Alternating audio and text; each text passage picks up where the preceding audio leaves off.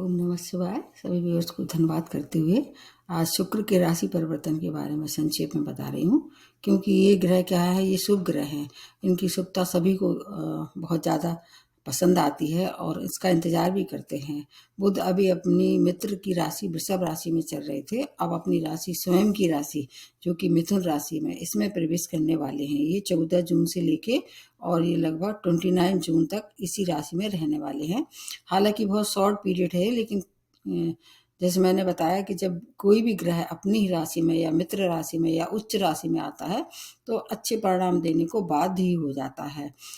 और इसमें एक बात विशेष ये है कि इनकी युति भी बनेगी, सूर्य के साथ युति बनेगी, कुछ समय के लिए शुक्र के साथ भी बनेगी, तो उसका भी प्रभाव देखने को मिलेगा आपको। लेकिन ये इसमें थोड़ी सी और एक बात है, जब ये सूर्य के निकट आएंगे तो थोड़ा कुछ समय के लिए अस्त हो जाएंगे, लगभग 25 जून तक ये अस्थि रहेंगे। लेकिन चूंकि युति बनेगी इसलिए सूर्य पावरफुल हुए तो सूर्य से आपको फायदा होगा। बुध हमारे जीवन के कौन कौन से क्षेत्रों को प्रभावित करते हैं? बुध वाणी के, व्यापार के, आपके शिक्षा के, आपके और क्षेत्रों को, जैसे कि आपको मालूम होगा ऐसे क्षेत्र जहाँ वाणी से जुड़ के कार्य करना पड़ता है, संचार माध्यम है, जैसे होस्टिंग है, इन चीज़ों के लिए ये बहुत ज़्यादा विशेष महत्व रखते हैं। आप कितनी वाक्पटुता है, आप अपनी बातों को कितनी अच्छे से प्रेजेंट कर सकते हैं, ये सब अच्छे बुद्ध की पहचान है। इनको शुभ ग्रह में इनकी गिनती है और इनको युवराज की पदवी मिली हुई है। इसलिए ऐसे लोग जो बुद्ध प्रधान होते हैं काफ़ी हम अपनी उम्र से हमेशा कम ही दिखते हैं, और हाजिर जवाबी में तो इनका कोई जवाब ही नहीं है। अपनी बात को एकदम सटीकता से कहना इनका एक मतलब इन्हें जन्म से मिला हुआ होता है, ऐसे कह सकते हैं। इनको गॉड गिफ्ट मिली हुई होती है। अभी ये मित्र राशि में चल रहे थे, अब स्वयं की राशि में आ जाएंगे तो बुध को ऐसा माना जाता है कि अगर शुभ स्थिति में आ जाते हैं तो व्यापारियों के लिए ये आने वाला समय काफ़ी कुछ अच्छा रहने वाला है। जो ऐसे लोग जो वाणी से जुड़े हुए हैं उनके लिए भी समय बहुत अच्छा रहेगा। उसके बाद की स्थिति उतनी अच्छी नहीं रहेगी, क्योंकि ये चंद्रमा की राशि जब में आएंगे, जब कर्क राशि में, फिर अच्छे फल नहीं मिलेंगे। अभी की स्थिति को आप अगर ध्यान में रखते हैं तो आपको बहुत सी चीज़ों का फायदा होने वाला है। जब सूर्य शुक्र के साथ रहेंगे तब भी फायदा हो जाएगा, और अभी जब तक ये अस्त हैं तब तक थोड़ा सा कम फायदा होगा। इस दौरान ये मृगशिरा, आद्रा और पुनर्वसु नक्षत्रों में विचरण करेंगे, ये भी बहुत महत्वपूर्ण है। और मैंने एक नक्षत्र का जो वीडियो बनाया है उसको देखना चाहिए। अब अगर व्यापारी हैं, अगर कहीं आपको वाणी से जुड़ी कोई परेशानी थी या कहीं से कोई रोगी थे, क्योंकि कालपुरुष की कुंडली से देखा जाए तो ये तीसरे और छठवें भाव के मालिक हैं, और राशियों के हिसाब से देखा जाए तो ये मिथुन और कन्या के स्वामी हैं।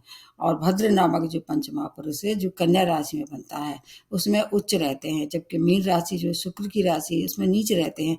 बहुत कॉम्प्लिकेटेड होते हैं ये चीज़ें, आपको समझ में नहीं आएगी। बस आप इतना समझ लीजिए कि इस दौरान ये दो योग, अच्छे योग बना रहे हैं। एक तो लक्ष्मी नारायण योग और दूसरा बुध आदित्य योग सूर्य के साथ मिलके। तो ये समय सबके लिए काफ़ी कुछ महत्वपूर्ण रहने वाला है। अब जब ये प्रवेश करेंगे तो जहाँ पर 3 नंबर लिखा होगा, फिर 6 नंबर वाले जो खाना होगा, जो भाव होगा, उसको भी एक्टिवेट कर देंगे। तो हर एक नेटल चार्ट में 2 भाव को एक्टिवेट कर देंगे। उसके हिसाब से क्या क्या आपको शुभ और थोड़ी सी सावधानी रखनी हो आपको बताने की कोशिश करते हैं।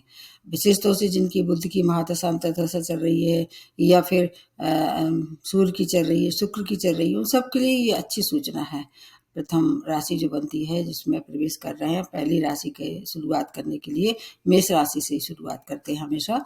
मेष राशि आपके स्वामी राशि मंगल है, जो कि बुद्ध के मित्र नहीं है। इसमें भी देखना होगा कि मित्रता है या शत्रुता है। तीसरे भाव में गोचर करके 6 भाव की लॉर्डशिप है। 2 भाव एक्टिवेट करने के साथ साथ आपको क्या क्या फायदा देने वाले हैं। अगर ऐसे क्षेत्रों से जुड़े हुए हैं जैसे संचार है, मीडिया है, या वाणी है, ट्रैवल है, टूरिज्म है, इन क्षेत्रों से जुड़े लोगों के लिए एक अपार सफलता का समय है। और फिर 6वें भाव से अगर देखें तो रोग शत्रु से भी छुटकारा होगा। अगर आप स्टूडेंट तो हायर एजुकेशन के लिए समय बहुत अच्छा है। है। इसके साथ साथ अगर आप नए कार्य का प्रारंभ करना चाह रहे हैं तो उसके लिए भी समय बहुत उचित रहने वाला है। यात्राएं करेंगे, लाभप्रद रहने वाली हैं। इनके पास एक दृष्टि होती है, तो जहाँ से ये बैठेंगे इस समय एक अच्छी बात यह है, इनकी एक दृष्टि बृहस्पति पे पड़ रही है, जहाँ पर 9 नंबर लिखा हुआ है। इसलिए आपको साझेदारी में भी व्यापार आप कर सकते हैं। और बृहस्पति तो आपको मालूम होगा कि उदय हो ही चुके हैं, इसलिए उसका भी वीडियो आपको देखना होगा। इसमें केवल मैं बुध के बारे में बता रही हूँ। आपके लिए बहुत अच्छा समय है और रेमेडी में सबसे लास्ट में बताती हूँ। उसके बाद दूसरी जो राशि बनती है वो है वृषभ राशि। वृषभ राशि स्वामी राशि शुक्र हैं, आपके मित्र हैं, ये बुध के मित्र हैं ये। और सेकंड भाव में एक गोचर होके 5th भाव की लॉर्डशिप है। भाव भी बहुत अच्छे हैं। आपको चौतरफा लाभ होने वाला है, जैसे धन का और परिवार का, अचल संपत्ति का, और आपके अगर वाणी से जुड़ी हुई कोई कार्य क्षेत्र में आपका इन्वॉल्वमेंट है किसी भी तरह से, आपके लिए बहुत ज़्यादा अच्छी सूचना लेके आ रहे हैं। संतान सुख, अगर प्रेम में थी तो प्रेम को आप विवाह में परिणत करने का समय है। जब ये उदय हो जाएंगे बृहस्पति और शुक्र, अभी आप फिक्स कर सकते हैं, श्रेष्ठ समय है। वाणी मधुर हो जाएगी। खाने पीने का शौक आपको रहेगा इस समय। आपको नए नए व्यंजन खाने को मिल सकते हैं, जिससे आपकी थोड़ी सी हेल्थ खराब हो सकती है, उसका ध्यान आपको रखना होगा। संतान की तरफ से शुभ समाचार प्राप्त हो सकते हैं। अगर आप स्वयं शिक्षार्थी हैं तो आपके लिए समय अत्यंत श्रेष्ठ है। मनचाही जगह आपको एडमिशन मिल सकता है। इस दौरान बुद्धि और विवेक दोनों ही प्रखर हो जाएंगे। गुप्त विद्या में रुचि थी तो उसमें भी प्रगति हो सकती है।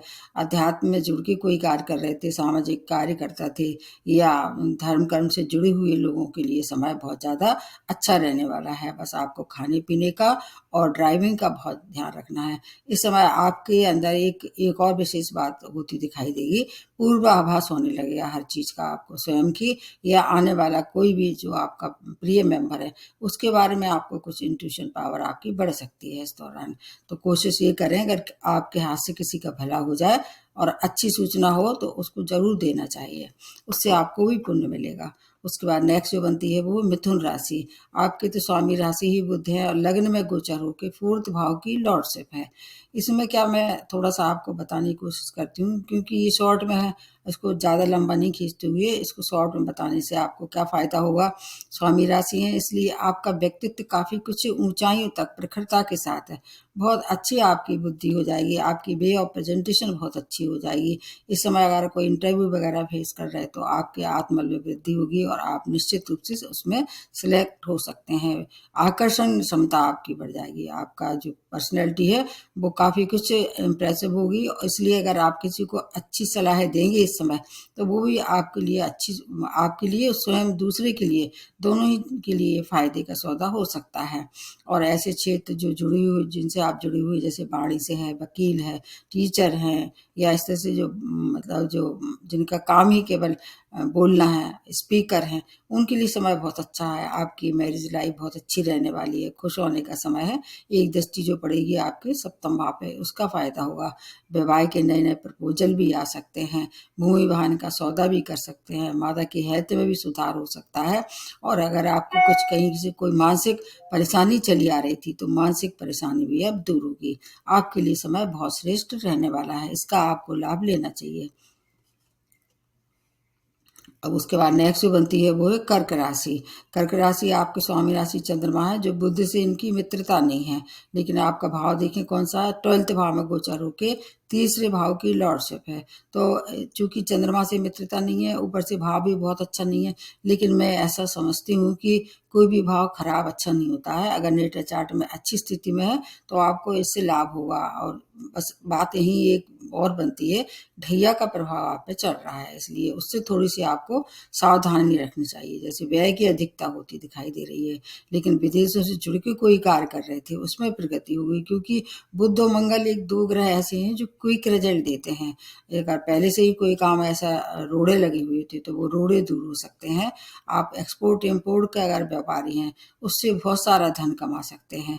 हेल्थ में थोड़ी सी परेशानी हो सकती है, क्योंकि एक दृष्टि जो पड़ेगी 6th भाव पे, तो हेल्थ से रिलेटेड कोई प्रॉब्लम थी तो उससे थोड़ा आपको सावधानी रखनी पड़ेगी।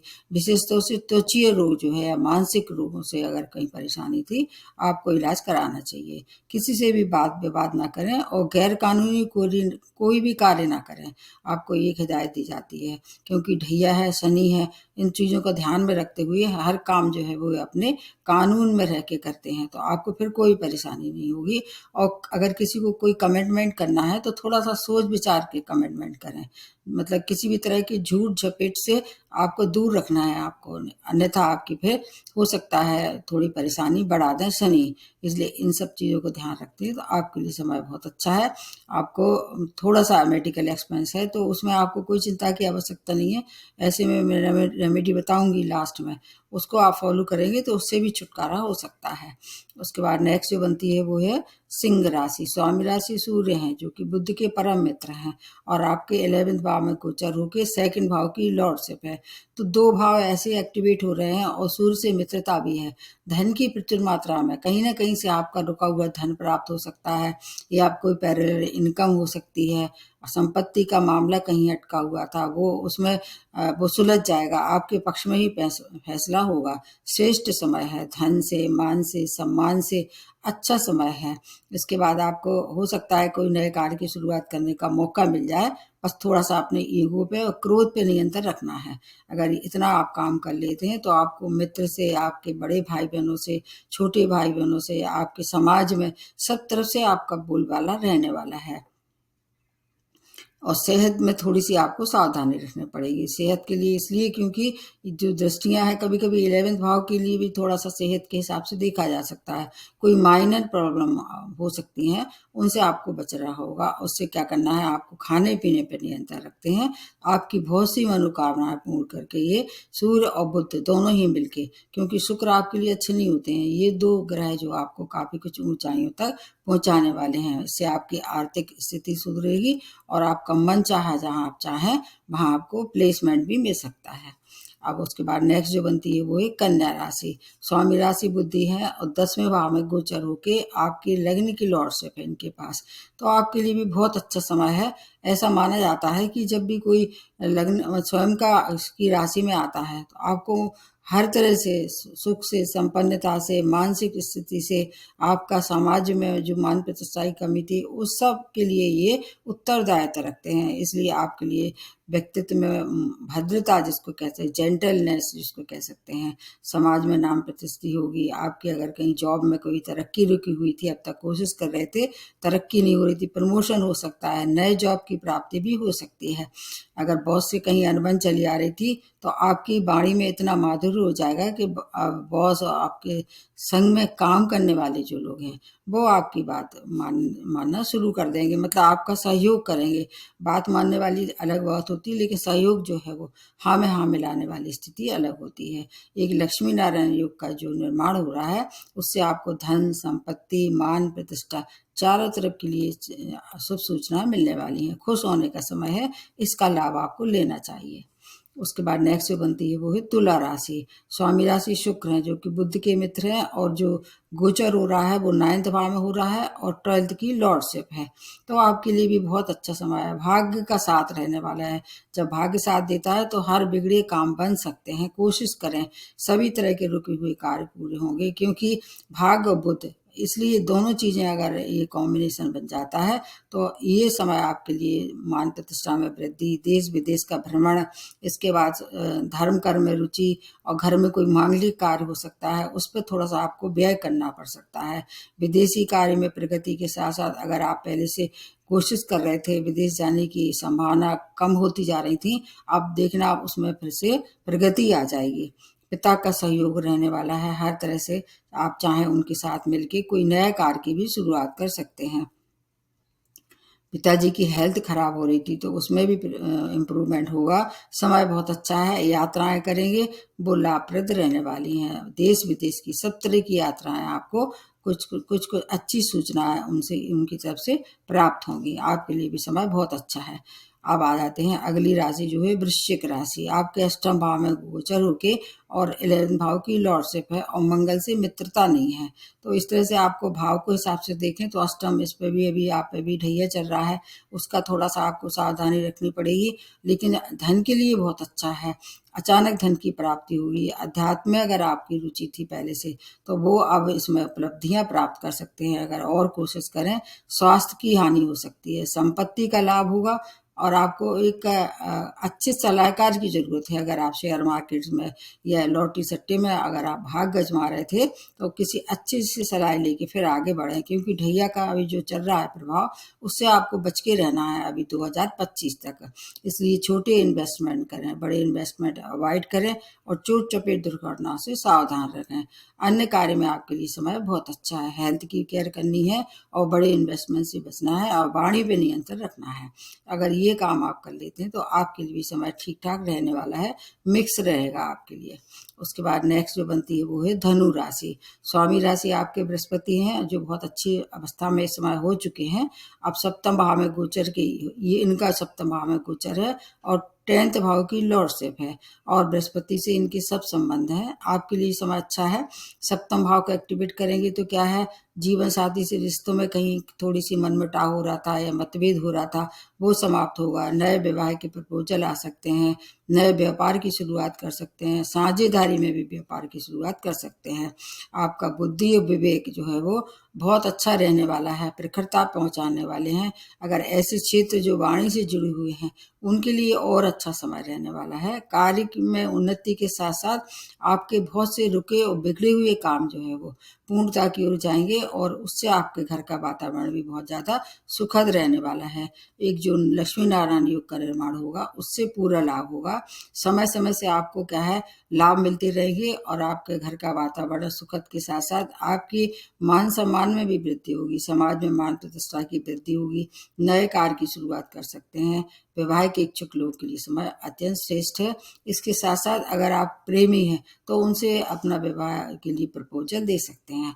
बहुत अच्छा समय है, इसको आपका लाभ लेना ही चाहिए।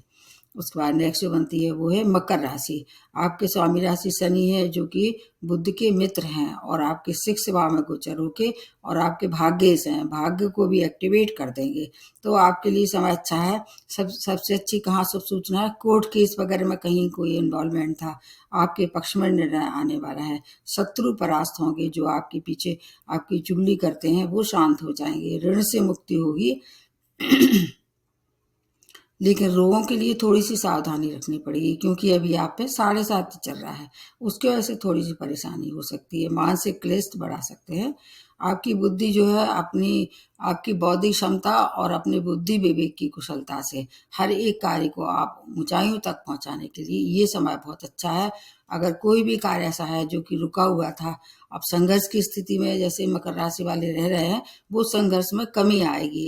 एक नए अवसरों के साथ आप अपना नाम और प्रसिद्धि आगे बढ़ा सकते हैं। विदेश में रहने वालों लोगों के लिए समय अच्छा है।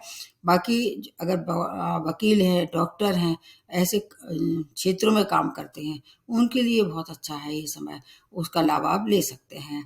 अब उसके बाद नेक्स्ट जो बनती है वो है कुंभ राशि। स्वामी राशि शनि है, आपके 5th भाव में गोचर होके और अष्टम की लॉर्डशिप भी है और इसके साथ शनि से मित्रता है। वैसे मैंने बताई कि जो 7.5 ढैया वाले हैं थोड़ा सा उनके प्रभाव में अगर आपके नेटल चार्ट में अच्छी स्थिति में है तो कम हो जाएगा। आप पंचम भाव से देखें, शिक्षा है, संतान है और आपके प्रेम प्रसंग हैं, इन सब के लिए समय बहुत श्रेष्ठ रहने वाला है। अगर आप स्टूडेंट हैं तो हायर एजुकेशन के लिए आप जा सकते हैं। भाग्य का साथ रहने वाला है। आपके अगर धन के लिए से कोई परेशानी थी वो परेशानी दूर हो जाएगी। प्रेम में थे तो विवाह में परिणत करने के लिए समय अच्छा है, लेकिन ड्राइविंग करते हैं बहुत सावधानी रखें और अपने गुप्त शत्रुओं से थोड़ी सी आपको बचाव रखना पड़ेगा। ऐसे लोग जो आपके पीछे आपकी बुराई करते हैं और सामने आपकी प्रशंसा करते हैं वो जो ऐसे लोग जो इस समय आपको नुकसान पहुंचाने की कोशिश करेंगे, वहाँ सावधानी रखें। और अगर फिर भी कोई परेशानी है तो रेमेडी मैं आपको बाद में बताती हूँ। उसके बाद लास्ट में जो बनती है वो मीन राशि। आपकी स्वामी राशि बृहस्पति है, आप पे भी 7.5 का इस समय प्रथम दौर चल रहा है।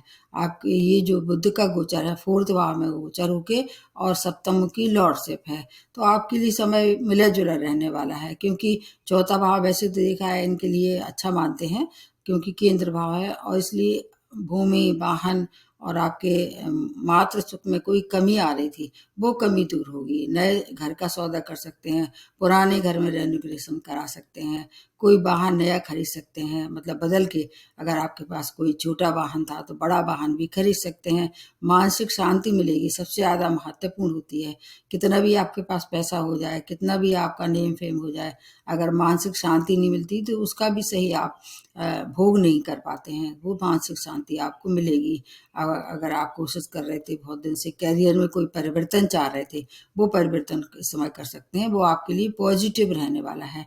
जीवन साथी से संबंध में कहीं कोई मधुरता की कमी आ गई थी, जैसे नॉर्मली ऐसे होता है, तो वो मधुरता अब आपको प्राप्त होगी।